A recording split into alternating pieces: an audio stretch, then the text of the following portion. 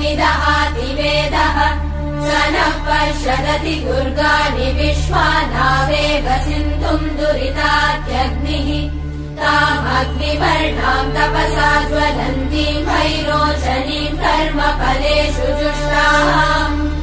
दुर्गाम् देवीगुम् शरणमहम् प्रपद्ये सुतरसि तरसे नमः